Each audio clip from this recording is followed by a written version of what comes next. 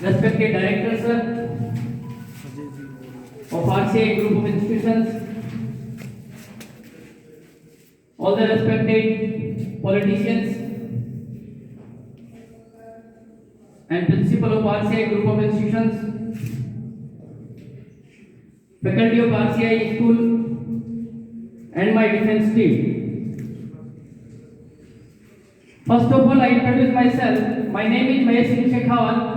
I have an experience of 9 years in defense. I have given 1000 plus selection in defense in various entities of defense like NDA, Navy, Air Force and Army like technical clerk, nursing assistant, general duty soldier and tradesman.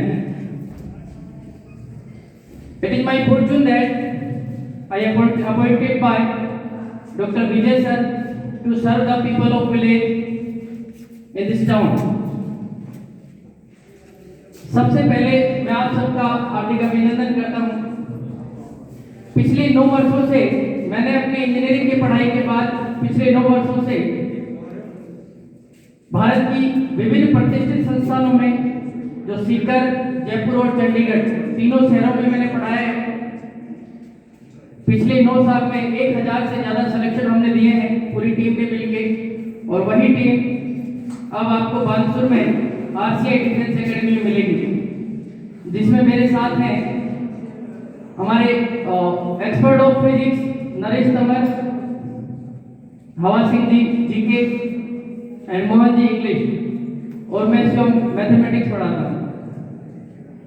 सबसे पहले जब मैं यहाँ आया तो सबसे पहले मैंने एक चीज देखी कि शहरों में पढ़ाने के बाद मैंने जो डिफरेंस देखा, the difference between the institutions in city and village. NDA का हमारे यहाँ लैक ऑफ नॉलेज मान लीजिए, चीजों का पता नहीं हो रहा ये मान लीजिए। 12वीं के बाद यदि कोई छात्र एनडीए, नेवी और एयरफोर्स की तैयारी करता है या फिर आर्मी की कोई अच्छी ट्रेड की तैयारी करते हैं, उसको आईआईटी जेईई में मैंने कुछ डिफरेंसेस पूछे यहाँ आने के बाद, तो मुझे उनमें कुछ क्लियर आंसर नहीं मिले। तो मैं आपको बताऊं कि यदि 12वीं क्लास पास करने के बाद 50% से लेके और जितनी भी 90 या 95 तक जो भी परसेंटेज रहती है स्कूल की, एक 12वीं पास बच्चा लगभग 14 भर्तियां देख सकता है। 14 vacancies in a single attempt, यानी एक वर्ष में 14 वैकेंसीज होती हैं और सारी पोस्ट बहुत अच्छी होती हैं।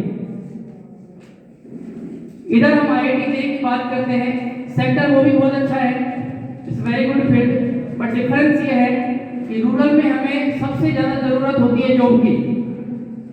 यदि हम ले आईआईटी जेईई को, तो आईआईटी जेईई में होता क्या है, अक्सर 4 साल की इंजीनियरिंग, 2 साल की स्टडी, 6 साल और लगभग 2 साल सेट होने में लग जाते हैं। लगभग 8 साल और 10 से 15 लाख रुपए का इन्वेस्ट हो जाता है बच्चे पर, और उसके बाद भी रिजल्ट का जो रेशियो रहता है 1000 में से 1000 में तकरीबन एक बच्चे का रहता है, वो भी एक अच्छी कॉलेज मिल जाए तो। अब मैं इधर आता हूँ डिफेंस में। डिफेंस में देखिए सबसे बढ़िया जो 12th के बाद में जो पोस्ट होती है वो एनडीए में लेफ्टिनेंट के लिए रिक्रूट होते हैं बच्चे।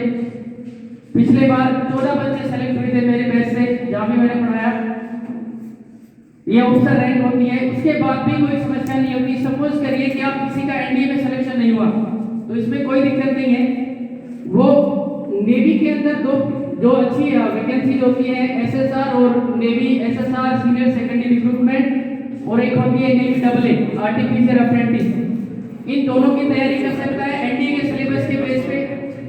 यदि सपोज यहाँ भी दिक्कत हो गई बच्चे के साथ, एग्जाम अच्छा नहीं हुआ या कुछ भी हो सकता है ऑनलाइन एग्जाम में, तो इसके बाद एयरफोर्स में भी 2 टेक्निकल वैकेंसी निकलती है, एयरफोर्स एक्स ग्रुप और एक नॉन टेक्निकल होती है वाई ग्रुप, इसकी तैयारी कर सकते हैं। सपोज करिए यहाँ भी बच्चे का नहीं हुआ, तो आर्मी में इंजीनियरिंग करने का एक बहुत अच्छा अवसर मिलता है, आर्मी टेक्निकल, आर्मी क्लर्क और नर्सिंग असिस्टेंट, ये तीनों बहुत अच्छी वैकेंसी है।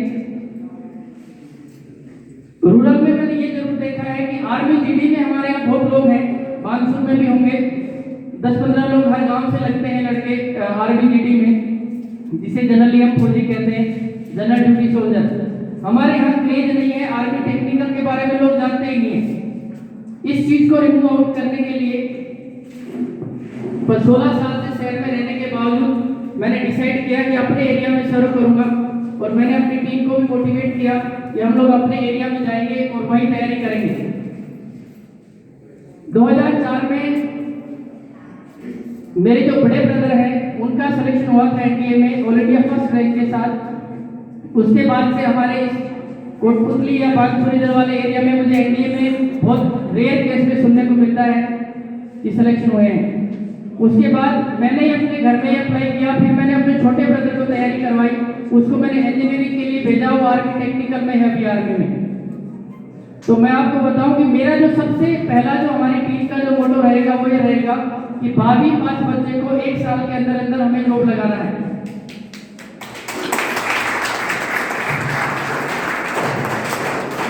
देखिए, एजुकेशन, पढ़ाना, teaching is an art, it's okay, पढ़ाना एक कला है, ये मानते हैं, बट आपको जब तक सराउंडिंग नॉलेज नहीं होगा किसी चीज का तो सक्सेस में बहुत दिक्कत आती है।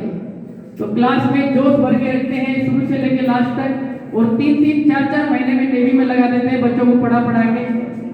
और आजकल एक बहुत ज्यादा ट्रेंड चल रहा है कि भाई कुछ लोग होते हैं जैसे भर्ती देखने, बच्चा थोड़ा बड़ा हो गया, भर्ती देख रहे हैं, 2 लाख दे दे, 3 लाख दे दे, इस तरह का ट्रेंड भी चल रहा है इधर। ऐसा कोई भी ना करे, क्योंकि सेना में इलीगल कुछ भी नहीं होता और अब तो इतना ट्रांसपेरेंट है, ऑनलाइन है।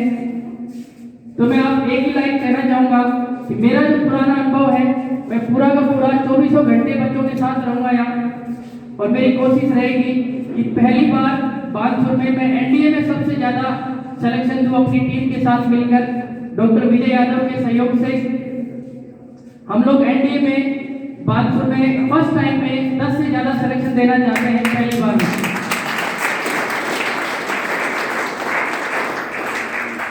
देखिए, हमें अपनी सब्जेक्ट का वास्ट नॉलेज तो है ही, हमें 8-9 साल से एक ही सब्जेक्ट पढ़ा रहे हैं। उसके साथ में यदि और भी कोई टेक्निकल क्वेरीज आती है तो सर के पास कर्नल साहब हैं, डॉक्टर साहब हैं, और सबसे अच्छी जो बात मैं आपको बताऊं आरसीआई में मुझे सबसे बढ़िया क्या लगा यहाँ ज्वाइन करके, जब मैं फर्स्ट टाइम आया तो मुझे भी सस्पेंस था कि मेरे लिए अडेप्टेबिलिटी बहुत मुश्किल होगी यहाँ रहना।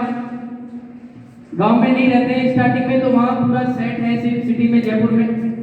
तो मैंने सबसे बड़ा जो डिफरेंस देखा, चंडीगढ़ से लेके और जयपुर से लेके पूरे इंडिया में जितने भी अच्छे अच्छे इंस्टीट्यूट हैं, आप प्रैक्टिकली खुद टेस्ट कर लीजिएगा। आप किसी भी सीकर के इंस्टीट्यूट में चले जाइए या कहीं भी, बच्चे का जाते ही एडमिशन ले लेते हैं विदाउट एनी क्वेरी, आपका कोई मेडिकल नहीं होता, एक फॉर्मेलिटी होती है वो फुलफिल करते हैं।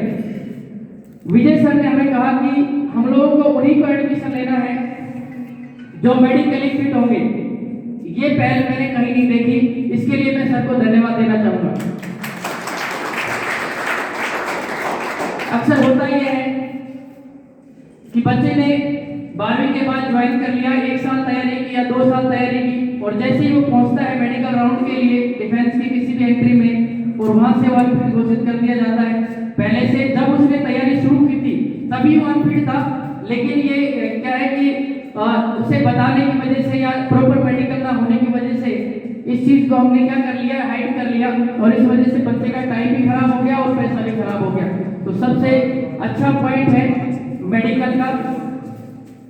और दूसरी बात यह है कि जो टीम है, देखिए जैसे होता क्या है इंस्टीट्यूशन में कि 1 घंटे के लिए टीचर रख लिया, 2 घंटे के लिए रख लिया, इन चीजों से रिजल्ट नहीं आता, एक लगाव भी नहीं बनता इंस्टीट्यूट और फैकल्टी के बीच। हम लोग 7 से 8 घंटे दिन में सर्व करेंगे यहाँ पे, और कोशिश करेंगे कि एक बच्चे की प्रॉब्लम्स को रिमूव आउट करके उसे एग्जाम क्लियर करने लायक बनाएं, और उसके बाद हमारे जो डिफेंस एक्सपर्ट ऑफिसर्स हैं उनसे एसएसबी उनका करा के उन्हें फाइनल सिलेक्शन दें। तो मैं ये कहना चाहूंगा कि जो विद्यार्थी तैयारी कर रहे हैं, कुछ लोग ऐसे भी बैठे हैं जो क्लासेस ले रहे हैं कंटिन्यू, कि फैसला जो भी हो मंजूर होना चाहिए। डिफेंस की भाषा में कहें तो सबसे पहले तो तैयारी करनी है, हमें ये माइंड सेट होना चाहिए, उसके बाद हमें तैयारी शुरू करनी चाहिए। और मैं अभिभावकों से भी आग्रह करूंगा कि यदि डिफेंस की किसी भी एंट्री में यदि आप अपने बच्चे को एडमिशन कराना चाहते हैं तो सबसे पहले किस एंट्री में एडमिशन कराना है आपको उसकी एक चीज जाननी है, जो डिफेंस बैकग्राउंड से नहीं है। फैसला जो भी हो मंजूर होना चाहिए, जंग हो या मुकाबला भरपूर होना चाहिए। इन हाथों ने बरसों पत्थर घिसे हैं, अब तो इन हाथों में कोई कोहिनूर होना चाहिए। तो इसी बात के साथ मेरा यही कहना है, जो हमारा फिजिकल ग्राउंड है डिफेंस का, आरसीआई डिफेंस एकेडमी का, उसमें सारे इंस्ट्रूमेंट लगे हैं। एनडीए में जो जीटीओ टास्क होता है उसके सारे इंस्ट्रूमेंट लगे हैं।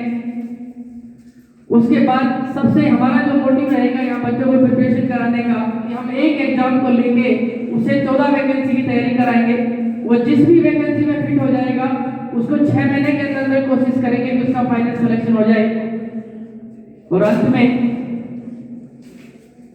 मैं यही कहना चाहूंगा, ये मेरा सौभाग्य है कि मुझे अपने एरिया में सर्व करने का मौका मिला, और आप सब लोगों का यहाँ पधारने के लिए बहुत बहुत धन्यवाद। Thank you.